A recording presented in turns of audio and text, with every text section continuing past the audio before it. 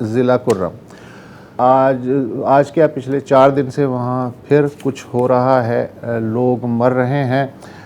اطلاعات یہ ہیں کہ اب تک کم از کم 9 ہلاکتیں ہو چکی ہیں، 42 زخمی ہیں، 3 شدید زخمی بتائے جاتے ہیں۔ یہ ان آفیشل ہے۔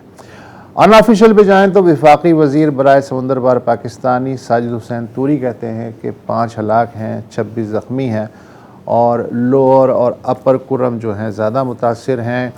لوور کرم میں جنگ بندی کرا دی گئی ہے، اپر کرم میں بھی ہوئی تھی لیکن پھر وہ ٹوٹ گئی۔ چھوٹی سی بات پہ ظاہر ہے ہر چیز شروع ہوتی ہے۔ ایک شاملات کی زمین کا تنازع ہے۔ ایک قبیلے کے اندر کچھ لوگ چاہتے تھے کہ ایک جگہ کمرہ بنا لیں، کچھ نے کہا نہیں یہاں کمرہ نہیں بنے گا۔ وہ بات پھیلتی چلی گئی، جیسا کہ ایک بارود کے ڈھیر کی کہانی ہوتی ہے۔ کہا یہ جا رہا ہے کہ 2007 کے بعد سے یہ سب سے شدید جھڑپیں ہیں۔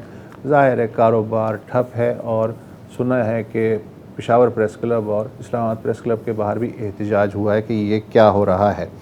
ہمارے جو کورسپونڈنٹ ہیں ڈان کے جاوید حسین صاحب، وہ پارا چنار میں ہیں اور اس وقت ہمارے ساتھ میں ہیں۔ جاوید حسین صاحب، تھینک یو سو مچ۔ یہ بتائیے کہ یہ ایک طویل مرض ہے جس کا کوئی علاج نہیں، آپ کو کیا نظر آتا ہے؟ جی بالکل، جس طرح آپ نے بیک گراؤنڈ کا وہ کہا ہے، ظاہر سی بات ہے پچھلے 40 سالوں سے آپ کا نظر ہے اس پہ۔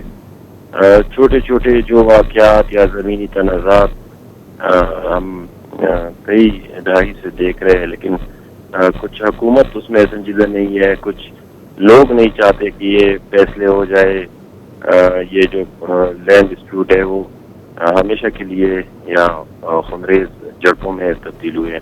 یہ جو واقعہ ہوا ہے یہ 4 روز قبل پارا چنار کے نواں میں ایک علاقہ ہے بشرہ میں اراضی تنازع پر 2 گروپوں کے درمیان فائرنگ کا سلسلہ شروع ہوا۔ دوسری روز بشرہ میں فائرنگ بندی کرا دی گئی، تاہم جو بشرہ ہے وہ اپنی جگہ ہی رہ گیا کہ دوسری جگہ تری منگل گیدو پیواڑ لوور کرم کے علاقے ادھر پھیل گیا۔